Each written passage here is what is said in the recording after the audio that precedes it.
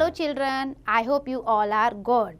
So today we are going to discuss the new topic of civics, that is local self government in urban areas. शहरों की बात करते हैं कि शहरों में सरकार एक लोकल ग्रास रूट लेवल पे कैसे चलती है। बेटा देखो, रूरल एरिया में हमने ग्राम पंचायत के बारे में पढ़ा, लेकिन अर्बन एरिया ना डिफरेंट होती है रूरल एरिया से। बहुत सारी इकोनॉमिक एक्टिविटीज़ यहाँ पर होती हैं, बहुत सारे सोशल प्लेटफॉर्म्स होते हैं, बहुत सारा इंफ्रास्ट्रक्चर होता है, ऑक्यूपेशन डिफरेंट टाइप्स के होते हैं। तो यहाँ पर लोकल लेवल पे सरकार चलाना बहुत ज़्यादा ज़रूरी था। हालांकि आप देखोगे ना, शहरों में बहुत कम संख्या रहती है अगर हम देखें पूरे देश को मिलाएं, लेकिन फिर भी शहर डेंसली पॉपुलेटेड होते हैं। बहुत भीड़ भड़क्का बहुत ज़्यादा है ना, बड़ी बड़ी ऊंची ऊंची बिल्डिंग, बहुत ज़्यादा डेवलपमेंट शहरों में हो रहा है। इसलिए ग्रास रूट लेवल पर आकर, लोकल लेवल पर आकर शहरों के लिए भी एक लोकल सेल्फ गवर्नमेंट बनाना बहुत ज़्यादा ज़रूरी था। So that is known as the municipality in the urban areas. अब इस चैप्टर में हम म्यूनिसिपैलिटी के डिफरेंट नेम और फंक्शन को डिस्कस करने जा रहे हैं। सी बेटा, the nature of municipality depends on the size, nature and extent of the civics function of the towns and cities. अगर पॉपुलेशन कम है तो म्यूनिसिपैलिटी होती है लोकल सेल्फ गवर्नमेंट, और अगर पॉपुलेशन ज़्यादा है तो शहरों में मीन्स अर्बन एरिया में म्यूनिसिपल कॉरपोरेशन भी बनते हैं। But at present there are three types of municipalities in urban areas. Number 1 Nagar Panchayat, number 2 Nagar Palika, and number 3 Nagar Nigam. So we are going to discuss these three step by step. These are the local self government in urban areas. तो सबसे पहले बात करते हैं हम नगर पंचायत की। नगर पंचायत हम जो इस्टेब्लिश करते हैं स्मॉल टाउन्स पे, छोटे शहर जो होते हैं ना वहाँ पर। कंपोजिशन इसका कैसे होता है, ये भी एक इलेक्टेड बॉडी है, ऐसा नहीं है कि हमने कहीं से उठा के लोगों को रख दिया, नहीं। The number of members varies from place to place.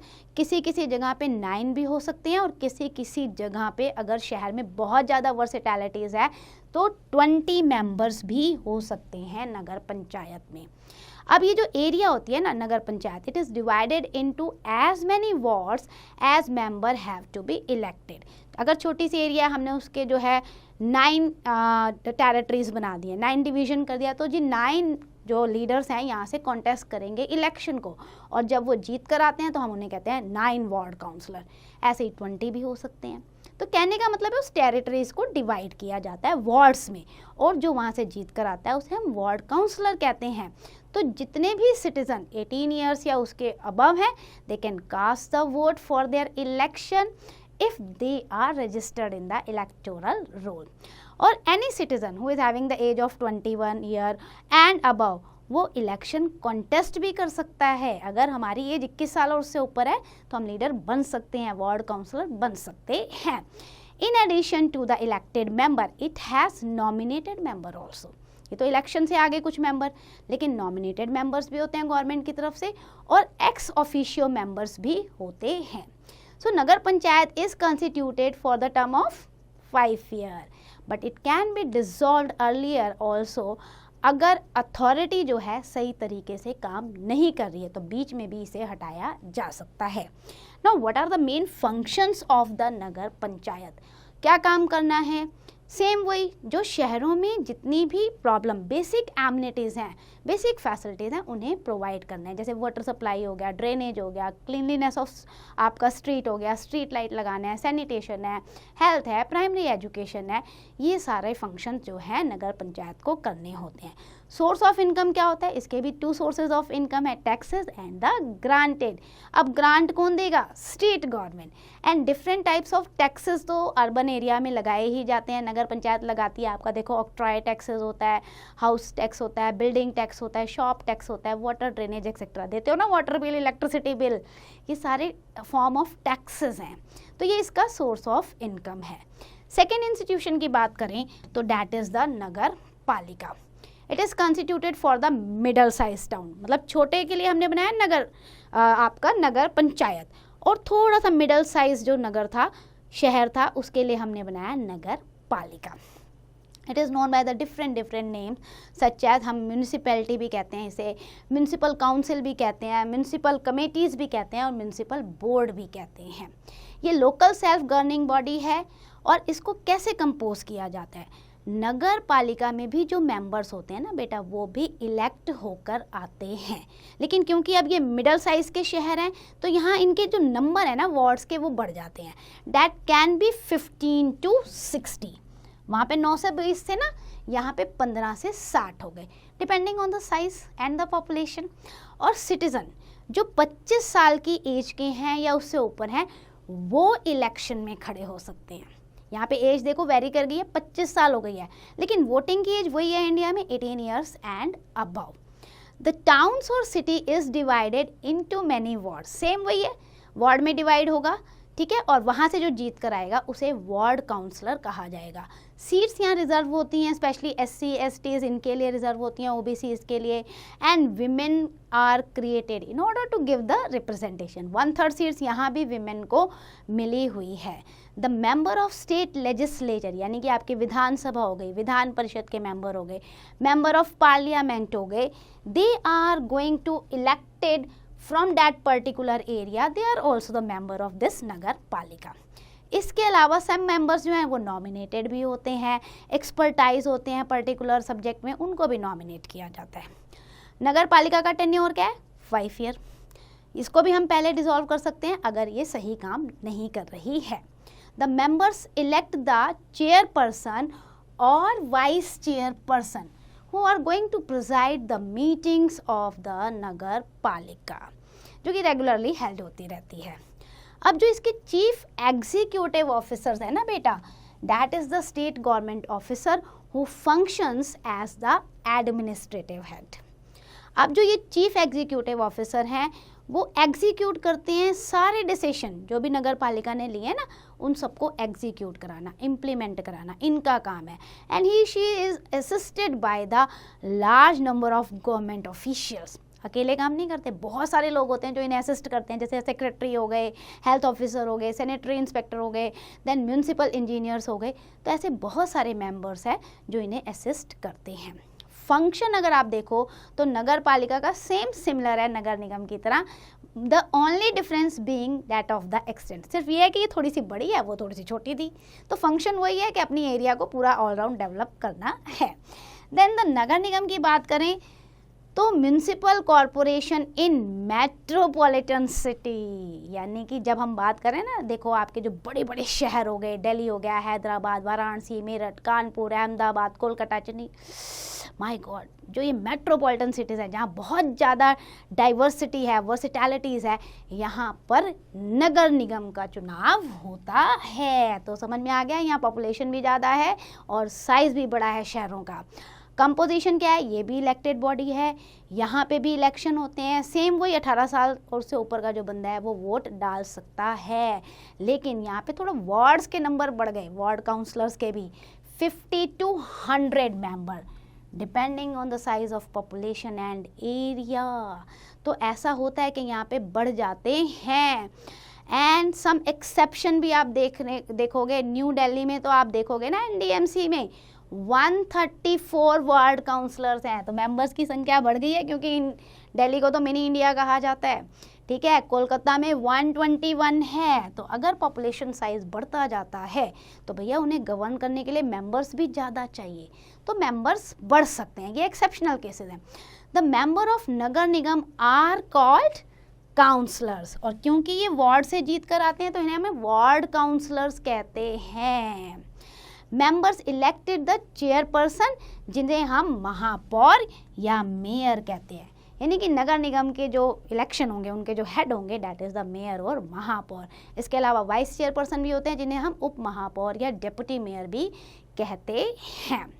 The members also elected some experienced and respectable people of the cities, ये भी आते हैं, तो उन्हें हम कहते हैं एल्डर मैन, क्योंकि वो रिस्पेक्टेड पर्सन है, उनको हमने इसका पार्ट बना रखा है। और कुछ seat as usual SC ST OBC के लिए जो है रिजर्व होती है और 1/3 सीट्स विमेन के लिए रिजर्व होती है।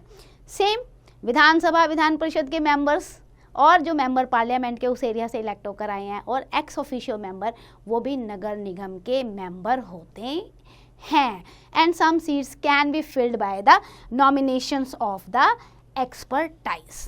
तो इस तरीके से आप देखो काम यहाँ पे इसका चलता रहता है। अब बात करते हैं म्युनिसिपल कमिश्नर की।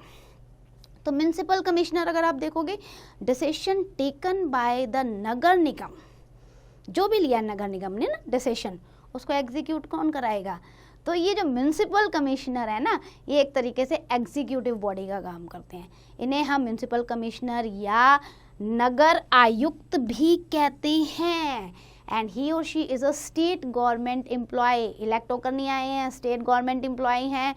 और ही और she has a large number of officers, और you can say the subordinate staff होता है जो इनके काम में इनकी मदद करता रहता है। अब वो ऑफिसर्स कौन से हैं जो इनकी मदद करते रहते हैं? वेटरनरी ऑफिसर हो गए, एजुकेशनल ऑफिसर हो गए, इंजीनियर्स हो गए, अदर स्टाफ्स हो गया।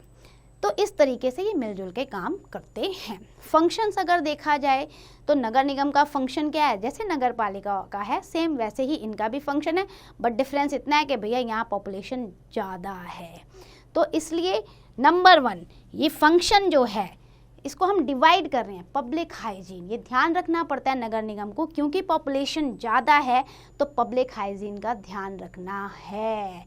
It includes the collection and disposal of the waste and garbage. Clean करो ड्रेनेज सिस्टम को, स्प्रे करो मेडिसिन को for prevention of the diseases and epidemic etcetera. क्योंकि जहाँ पे भी बेटा डेंसिटी होती है ना पॉपुलेशन की, वहाँ पे तो हाइजीन, सफाई का रखरखाव बहुत ज़्यादा ज़रूरी है।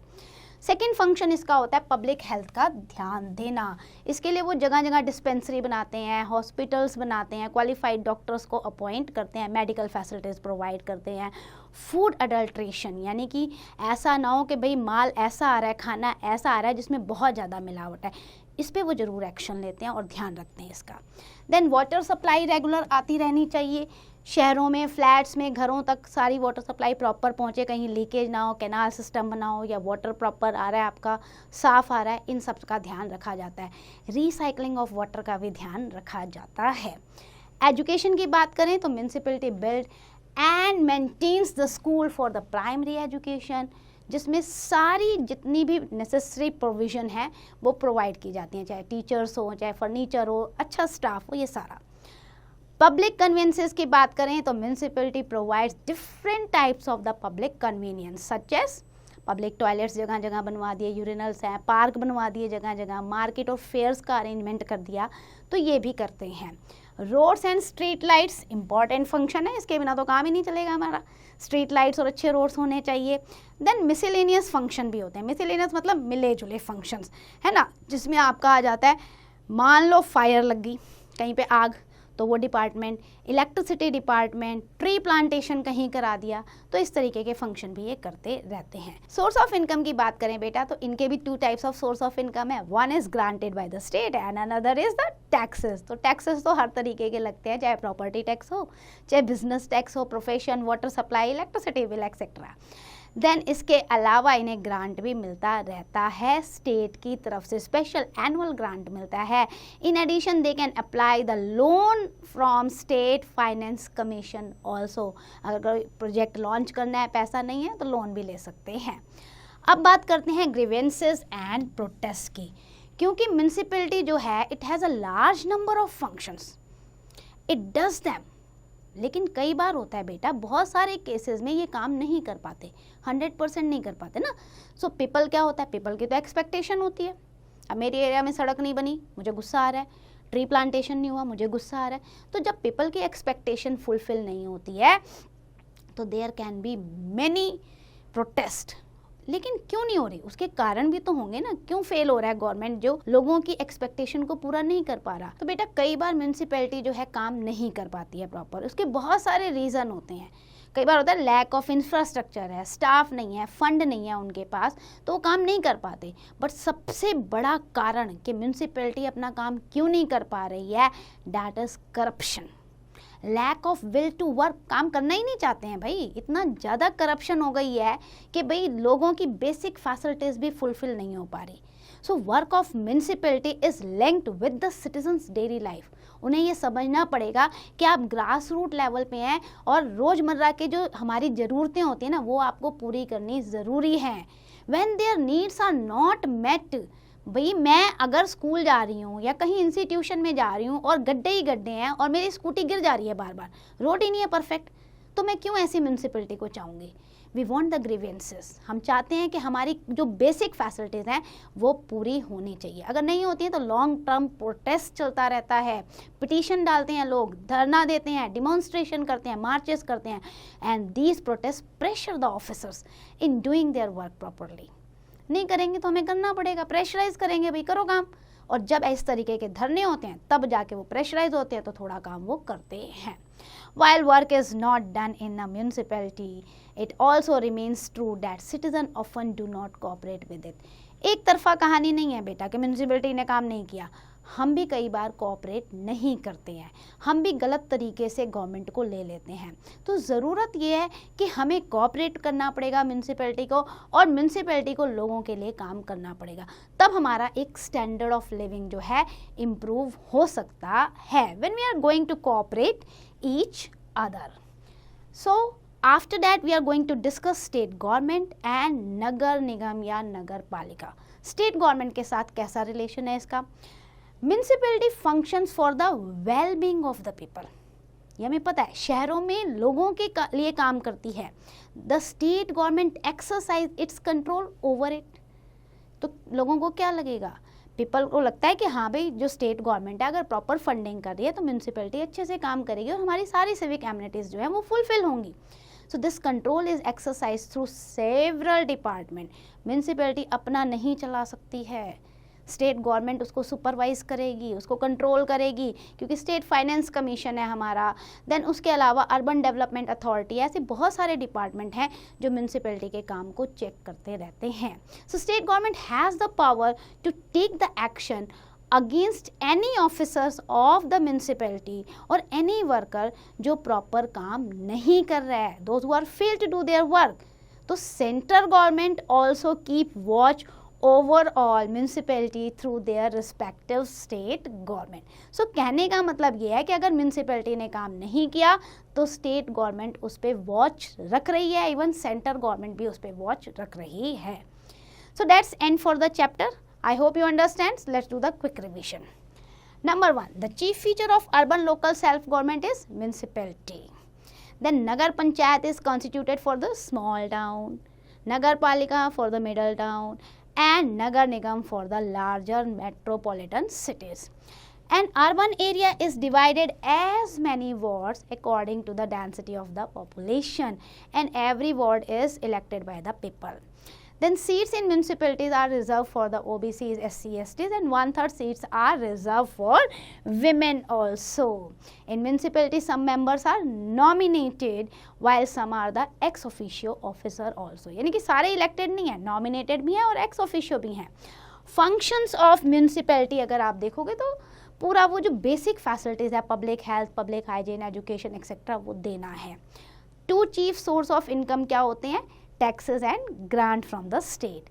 People have grievances in cases of their needs. तो जब उनकी एक्सपेक्टेशन फुलफिल नहीं होती तो क्या करते हैं? प्रोटेस्ट करते हैं, और उस प्रेशर में फिर म्यूनसिपैलिटी काम भी करती है। स्टेट गवर्नमेंट हमेशा चेक करती है म्यूनसिपैलिटी के फंक्शन को through the various organs. So that's and for the chapter. I hope you understand. Now it's your turn, do the revision.